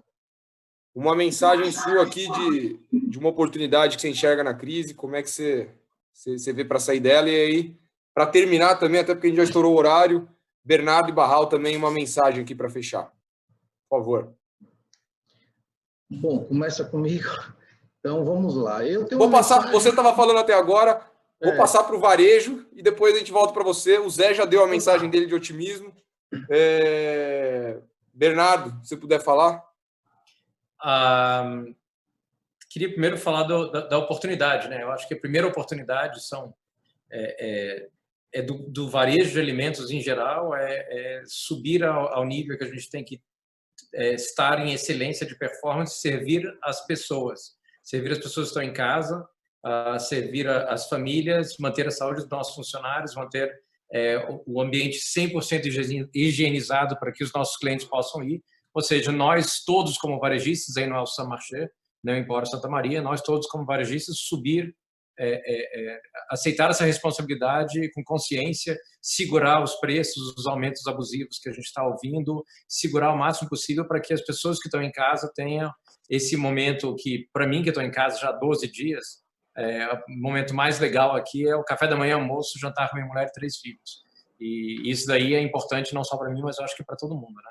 A segunda oportunidade, obviamente, é essa explosão no e-commerce, da gente conseguir aumentar o nível de slots e fazer um serviço absolutamente incrível para os nossos clientes, para a gente aproveitar e consolidar essa oportunidade de mercado.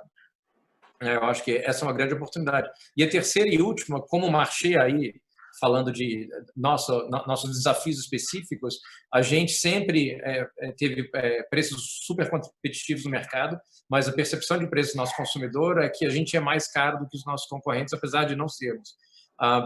Agora, por causa do aumento de cesta dos nossos clientes, do ticket médio e o aumento da concentração de compras, que agora a maior parte dos nossos consumidores estão comprando o arroz também, o feijão e toda uma cesta muito mais ampla, nossa grande oportunidade é tentar quebrar essa percepção de preço do consumidor nosso, de que nós somos mais caros, ao shop essas novas categorias que eles nunca compraram e ver que, de fato, o preço é competitivo, o preço é igual a todo mundo. Então, e-commerce, né, a gente reverter essa percepção de preço errada e a gente atender a sociedade, ao público Acho que essas são as grandes oportunidades aí que temos.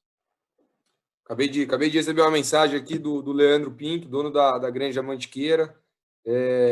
Também falou que agradeceu aqui o call e tudo que a gente falou aqui, principalmente sobre o mercado de commodities, tá? Acabou de mandar uma mensagem aqui para mim no celular. Barral, se você puder falar das oportunidades.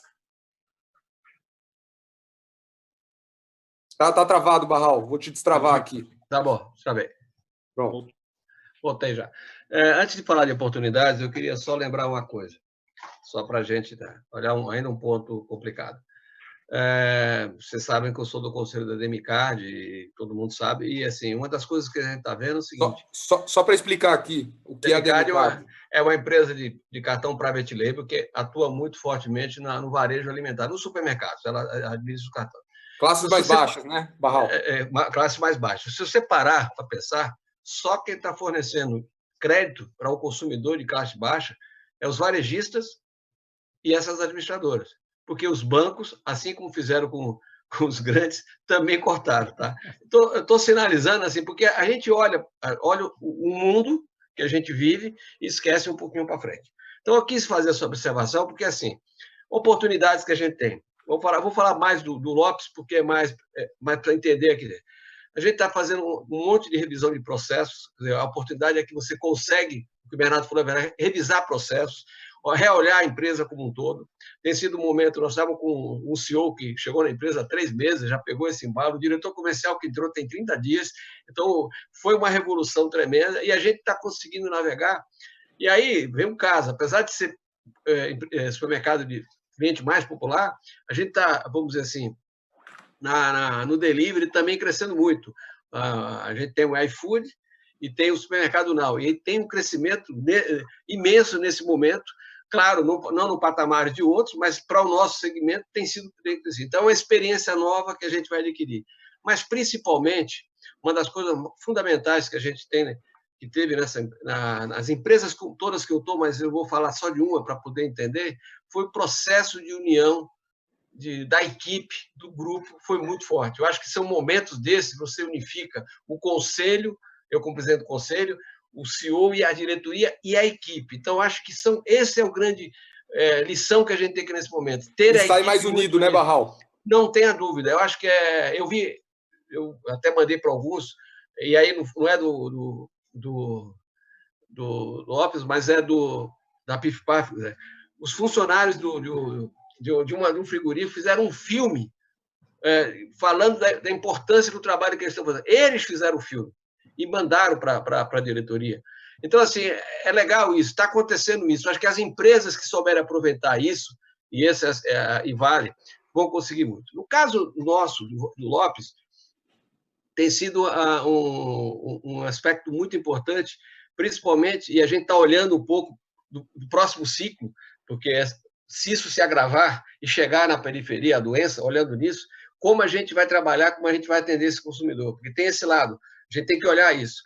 Eu acho que tem uma visão que eu acho que vai ajudar tanto o Bernardo como o Lopes, cada um na sua faixa de renda, é o seguinte: o consumidor vai ter que ficar em casa, não tem que ficar em casa por vários motivos da situação. Nós vamos ter uma valorização do supermercado de vizinhança, ou das lojas de proximidade e supermercado de vizinhança, que é o caso específico do Samachê, que é o caso do Lopes em classes diferentes, mas é o caso. Nós não somos supermercado de vizinhança. Acho que isso vai ser um grande diferencial. E isso vai afetar realmente o mercado, vai fazer com que o cliente comece a entender que a proximidade é boa para ele, quer dizer, buscar essa proximidade. Não sei se o Bernardo concorda comigo, mas acho que essa é uma mudança que vai acontecer. Essa loucura só de preço do cash and carry, olha, e muitos aqui sabem que eu sou o primeiro executivo do açaí. Eu peguei o açaí com 2 lojas e levei até 57 lojas. Então, eu conheço que é atacarejo.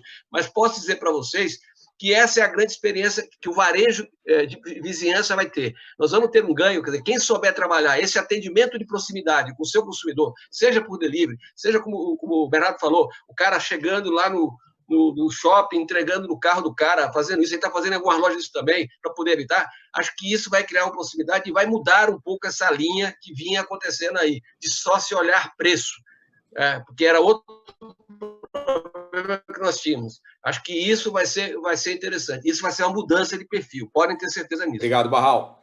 Frank, se você puder falar. E, Zé, se depois você tiver mais alguma mensagem rápida para fechar. Agora, só um recado aqui. Pô, vê se dá um crédito para as empresas e dá um jeito de dar crédito para os pobres coitados da ponta lá para comprar também. Senão os caras não têm dinheiro para comprar, tá? Ô Barral, mas esse recado foi para XP, né, Barral? Não é para XP. Eu estou falando para XP falar com os outros. É isso. Não é XP, não. Eu sei que a importância que a XP tem no mercado hoje para tentar influenciar o mercado bancário, principalmente, tá? É isso. Eu puxei aqui e estou vendo que você está me comprando pouco, viu, Barral? É mesmo? Puxei aqui e estou vendo que você está me comprando pouco. Tem que melhorar. E então vamos lá. Não está me comprando nada. Mas em cima de fazer uma pressão aí, José Garrote, para vender mais a eles. É claro. Nós estamos aqui na XP tentando promover muitas interações com os órgãos de governo, Caixa Econômica, Banco Central, Tesouro, justamente porque algumas das iniciativas do governo em promover o crédito, ela acaba esbarrando no final no banco, que é quem vai ter que tomar o risco, e no final das contas, acaba que algumas das iniciativas elas colocam liquidez no mercado, mas efetivamente o dinheiro não chega na ponta porque o banco vai segurar o crédito, vai segurar o risco de crédito. Então, a gente está tentando, aí, através de instrumentos de mercado de capitais, promover, fazer com que o crédito chegue na ponta, né? Seja com a garantia do governo, o governo atuando diretamente no mercado, comprando crédito privado. Então, a gente está tentando, sim, promover esse tipo de discussão, tá? Até em complemento aqui ao que o Mesquita está falando. Só para depois eu não preciso falar mais, mas só para terminar, algumas das coisas que eu ouvi aqui, acho que tem um negócio interessante que a gente pode implementar e fazer com que todos os empresários que estão nos ouvindo também tentem implementar essas boas práticas, né? Eu acho que testar, eu acho que medir temperatura é super importante, mas quando houver a possibilidade de os empresários comprarem os testes, eu acho que é super interessante que as empresas começarem a testar seus próprios funcionários diretamente, tá?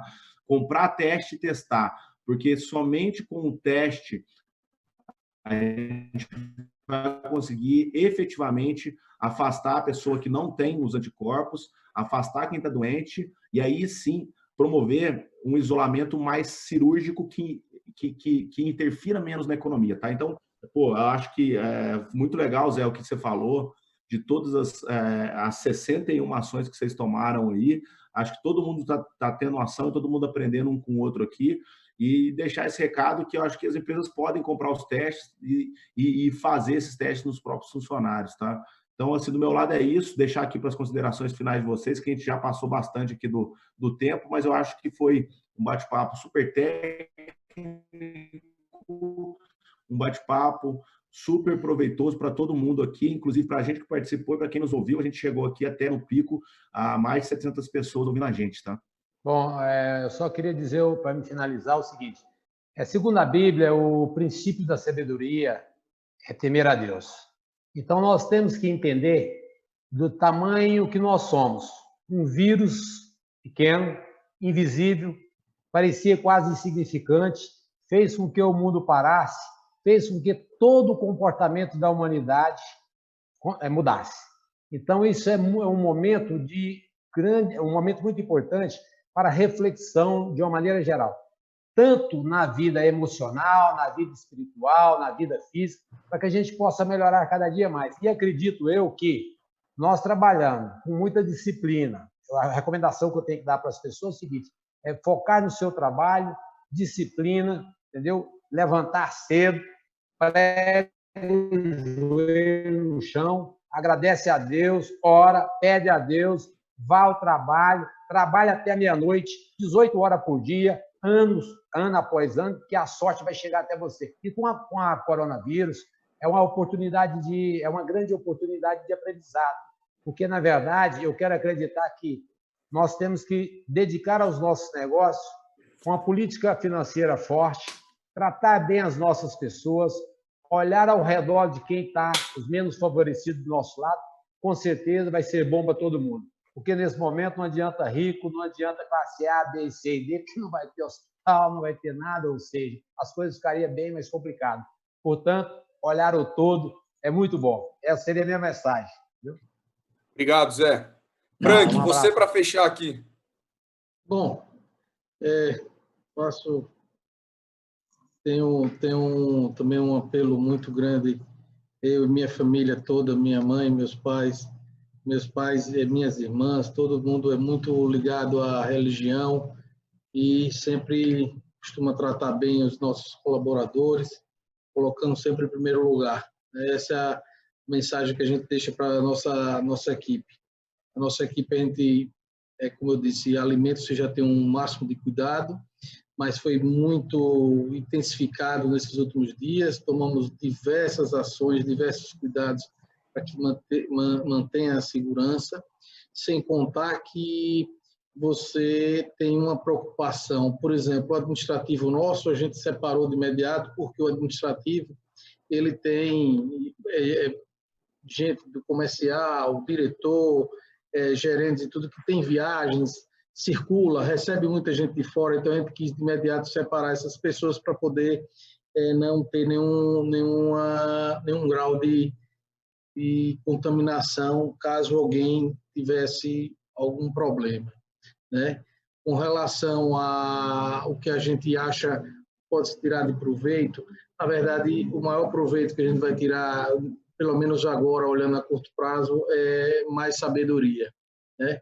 Para que a gente possa vencer cada vez mais essas turbulências que até poucos dias atrás ninguém imaginava, você sair numa cidade e não ter um carro na rua, né? E você dizer assim, o que é que está acontecendo? Meu Deus, né?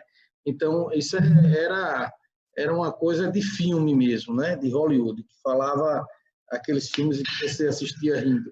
Então, isso aconteceu, né? Aconteceu e chegou esse momento. Temos que aprender com isso. Temos que mudar nossos hábitos mesmo, porque você percebe que nossos hábitos, muitas das vezes, estavam errados, né? Os costumes, então isso tem que ficar para sempre, essa mudança. E o empresário brasileiro, acho que todos nós aqui, inclusive não só os empresários, mas vocês também da parte da XP, de banco, então, a gente é muito dinâmico. Eu acho que a gente tem essa particularidade, né? Por exemplo, meu pai tem me ligado essa semana, preocupado e ao mesmo tempo perguntando pelos projetos, né? Por quê? Porque não para, a gente não para, tem os projetos. Sim, os projetos estão prontos. Meu filho, olha, os projetos têm que estar prontos. Por quê? Porque nós vamos vencer essa barreira. Está pronto, tá terreno, firma aberta, projeto pronto, contratado e tudo. E vamos adiante, vamos seguir ainda investindo e acreditando nesse país. Tem um potencial absurdo pela frente, a gente acredita muito no país. É pena que a gente sofre, às vezes, alguns transtornos com relação à burocracia. Mas, falando em burocracia, eu até vou fazer um elogio. Teve uns 5 anos atrás que eu não aguentava mais. Burocracia era uma coisa assim, puta, eu vou parar, não é possível um negócio desse, mas eu vou parar de trabalhar. Mas ela vem evoluindo para melhorar. Não está como você quer, mas eu sinto que há uma melhora a cada dia nessa questão de diminuir a nossa burocracia e vamos torcer para que isso mude cada vez mais, né? Então, se preparar, porque eu acho que essa crise ainda a gente não sabe onde é o fundo do poço dela, a gente imagina, mas não temos certeza, e torcer para que dê certo aí nos próximos dias. Obrigado, Frank. Agradeço. Raul, você está liberado para o seu esquinho agora, viu? Não, mas espera um pouquinho antes disso. Eu só queria dizer o seguinte, para o Pedro Mesquita, para os dois, Pedro. Eu assisti outro dia aquele live que estava lá o André Street, e ele colocou realmente a questão de fazer esse trabalho, e acho fundamental. Vocês têm um trabalho com base de clientes menores muito importante, e acho que esse é um ponto importante, e que vocês aí eu vou provocar vocês no sentido da experiência, daquilo que vocês podem capitanear, realmente criar alguma coisa diferente nisso, porque vocês têm na mão essa oportunidade, essa vontade, essa bagagem. Eu acho que isso é uma provocação positiva, né, nesse sentido, né? Porque realmente, quando você vai para a base, e acho que é esse, que eu não sou político, não estou nada. Estou discutindo porque a base é que vai comprar o produto do Frank, que vai comprar o produto do Zeca Rod, vai comprar também no Bernardo também, não tem essa. E a gente precisa ter esse pessoal não só saudável, mas com condição de comprar. Acho que essa é a grande provocação, no bom sentido, e acho que vocês estão fazendo um trabalho excelente com essas lives, essas provocações, fazendo com que várias pessoas venham aqui comentar opiniões diversas.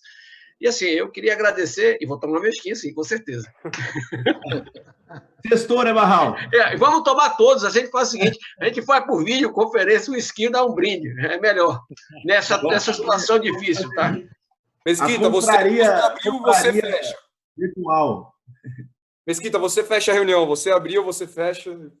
Obrigado, pessoal. Obrigado a todo mundo aí.